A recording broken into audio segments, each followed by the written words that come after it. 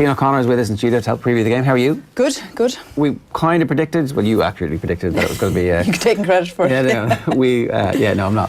At the same time, we did say that the semi-final was going to be the real final, and that this Dublin team are too strong for what was left. Is that still the case now? As time gets closer, do you suddenly start thinking, actually, I can see reasons why Galway could believe this weekend?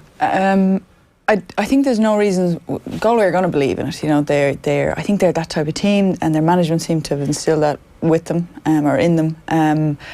Watching them play against Mayo, what stood out to me sitting in the stands, they've some beautiful footballers, really high skill sets, all of that lovely stuff to watch. But the weakness, in my opinion, is tactically they're a little bit naive. I think they like to go forward. There was a lot of running, which made it very entertaining to watch. But I think Dublin will be tactically more astute and will be able to manage that quite well. Why are Galway so tactically naive? What is it about them that... I think it's the style that they play. They want to play open, attacking football, which is great, and we all love to see it. And they did get some exceptional scores, but they commit a lot of people forward. They run off the shoulder. They go in groups, so it works going forward. But the problem is then coming back. I found that while they got people behind the ball, sometimes they were back and there might be 10 people behind the ball, but nobody was making a tackle, nobody's making an interception. So they were letting Mayo take shots when there was enough people back there to close them down and to intercept. Fix that? Can you, if you're spotting that, then they're spotting that too, you would assume. Yeah. They're watching the video going, oof, can you fix that from the semi-final to the final? I think you can, because if you... A simple thing, like if you look back at a video and you see, right, well, Mayo are on the attack and they're there and they're inside the 45, or they're in what you would think would be a scoring zone, and we're all standing there but we're not actually making a tackle or we're not actually doing anything, then you have to, why are you back there? Yeah. What are you contributing? And I suppose going forward then, there is, from the other point of view, while it's aggressive and it's fast-paced and it's ambitious attacking, from a Dublin point of view, if you just stop that momentum early on, further up the pitch, don't let them build momentum, then what are they going to do if they rely on that momentum to create their attacks? So you make you press? You press higher, you get your half-forwards to work harder. Like their full-back, one of the Ward sisters, she ran from full-back numerous times, straight up the middle of the pitch. Fabulous to watch, very athletic, requires great fitness. But she was let do it, you know. If you cut that out immediately and just don't let her do that, then all of a sudden that whole threat is taken away. Okay, do they have anything else, like apart from the athleticism and the rampaging defenders adding extra numbers to attack? Well, they're highly skilled players, so if you let them play, they will play and they'll beat you. But so that's the key thing. So they have the ability to play if they're let play their own game. I would question whether they have a plan B. Right. Dublin don't seem like a particularly claustrophobic team, though. They seem like they will allow the opposition to play a bit, right? I suppose they don't play that. We have to shut them down and we have to make all the spaces small and all that. But I think they are good at sort of one-on-one battles. And let's say part of maybe the full forwards job or whoever's marking those defenders who are more likely to run, part of their job, yes, you've got an obligation to score and get scores on the board, but also part of your job now is going to be to limit what that defender can do. So taking it down to that detail and that specificity of role on the pitch is going to be key. Like if Dublin just presume, oh, we'll just play our game and it'll be grand, it won't be grand. Yeah. You know, they definitely need to be very particular in their tactics about how to beat this Galway team, because not a lot of ladies footballer teams play like this. They seem unusual in that they're quite cavalier in their attitude. Yeah. We've got tickets to give away for the game this weekend. Yeah, just share the show wherever you're watching OTB AM this morning. Tell us which team did Dublin beat in the 2018 Women's All-Ireland Football Final.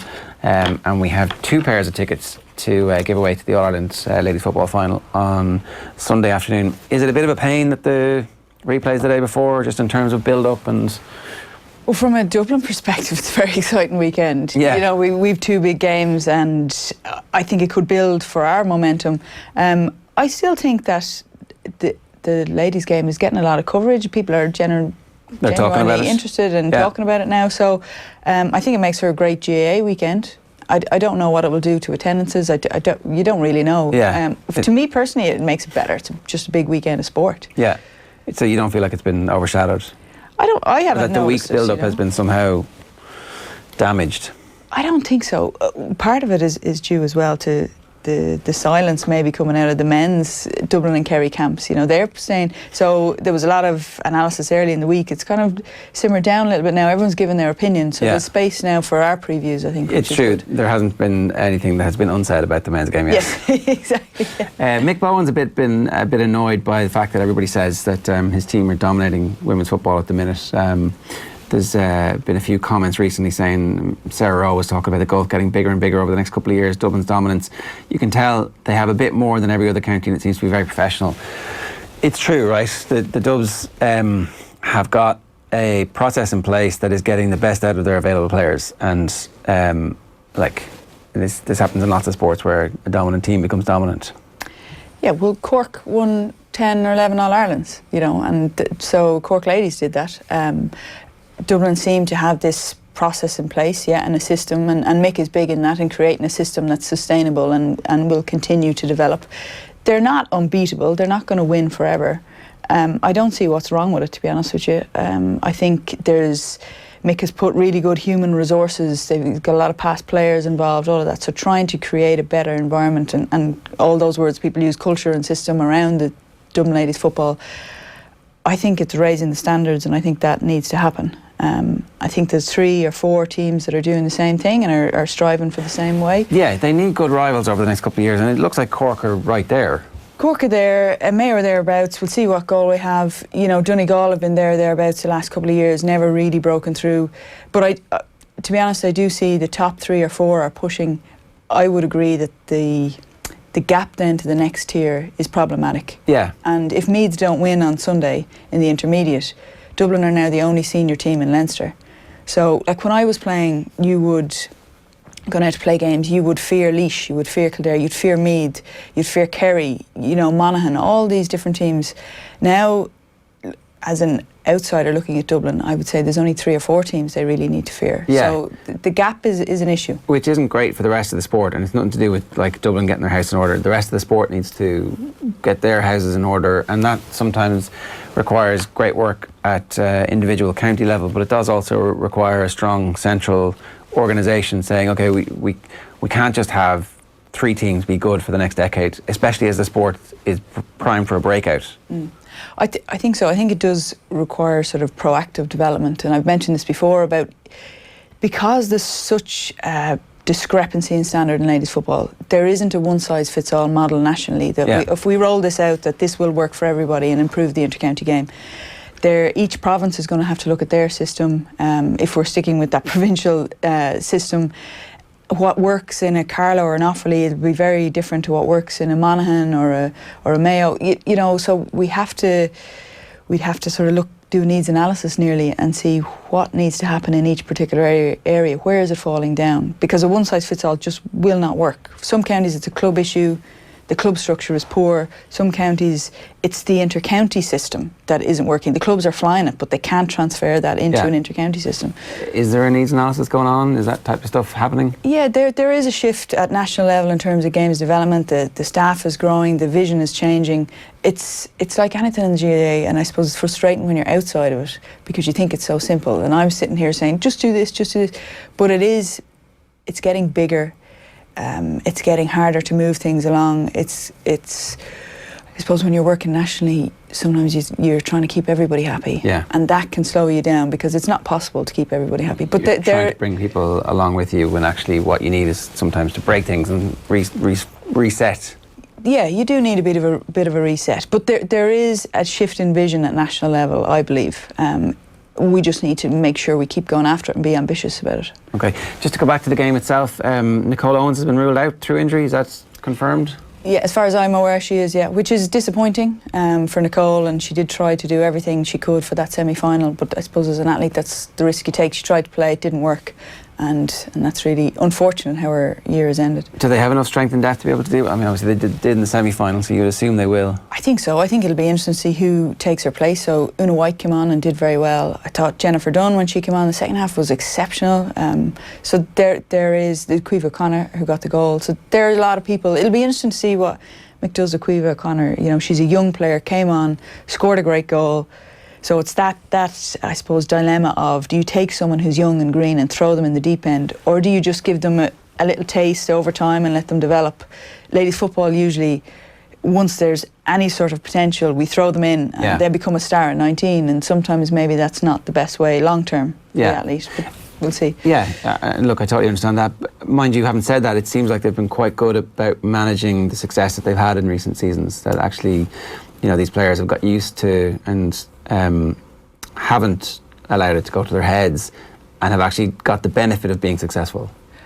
I think that is a critical piece that has happened over the last couple of years, and I would be as critical as anybody on that front of a team, and I've been very impressed with how they've managed that. And I suppose their success has also come at a time where, like, the sport in general is getting more attention. They're getting more attention as players, etc. So couple their success with the general attention. That's a recipe for, if it's mismanaged, a recipe for disaster. Which I think Mick has done a good job, and the rest of his team, at keeping people's feet on the ground and not letting that become a distraction. Yeah, no, in fairness, they've been great ambassadors for a sport that is actually breaking out and crossing into the mainstream. Yeah, because that can really be an issue for people, because there's an obligation, maybe, well, I have to do all this stuff and I have to put myself out there and I have to be an ambassador for everything, for anybody that asks, you know. And it's true. Right. They seem to embrace that element of it, though, that instead of seeing that as a burden, it's been like an opportunity as opposed to anything else. Yeah, but the players have been given support in that. Right. You know, some people say, oh, they're taking it too serious. They all have to go through the same person, and if you want them to do these things, you have to. Which people say, well, you know, is that a bit over the top? But if you didn't do that, you're putting players in a position where they have to manage this stuff that they've no experience managing, and all of a sudden they find themselves being asked questions or being in places where they're not really sure how to do it. So I think giving them the support, like, this is how you learn how to do that stuff, is the right way to go about it. Yeah, like, they're sports people, they're not. It's true, right? The only other the other edge of that sword is that sometimes they become pre-programmed in the way that other teams have become pre-programmed in their dealings with the media, and it's rubbish. And there's a chance for this sport to go, we're going to be open, we're going to talk about stuff, and we're going to be real people, as opposed to going to take each game and its merits, you know, game of two halves, and sure, we'll see what happens. So, like, well, I would agree. I think if you lose that authenticity of the person, that's problematic. And I mean, sport is sport, and sport is about emotion and all that, and I suppose knowing when it's okay to show that, you know, if you've just won the All-Ireland or whatever, let's see a bit of emotion, and let's see when you're out on the pitch, you don't have to be, you can take that emotion out of it, but let's not lose the fact that you're playing because you love this sport. Exactly. So, and it's okay to show that. It's not a weakness if you show it. 100%.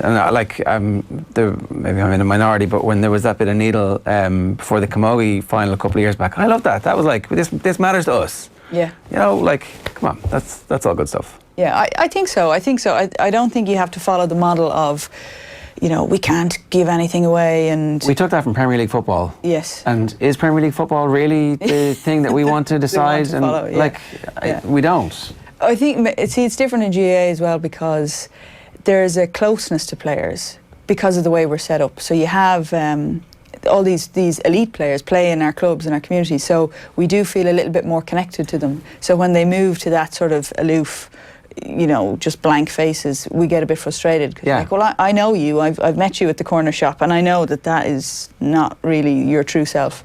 So it does get frustrating, and I think that we don't have to follow the men's model in terms of how we manage that piece, but we do have to give players support. No, that's a perfect balance. Right, Cliodhna, good stuff. I presume you're predicting a Dublin victory at this stage? I am predicting a Dublin victory, but I hope that Galway use all the really good things that they have, but maybe manage their tactics a little bit better, and then it will be a fantastic game of football. Okay, with goals at both ends? I think that's a safe prediction. Yeah, I think so. Cliodhna, good stuff. Enjoy. Thanks a million. Thanks. Cliodhna O'Connor with us this morning, 16 minutes past 9 here on OTB AM. We're going to get Phil and Tom Malone in to talk about the big racing story overnight after these.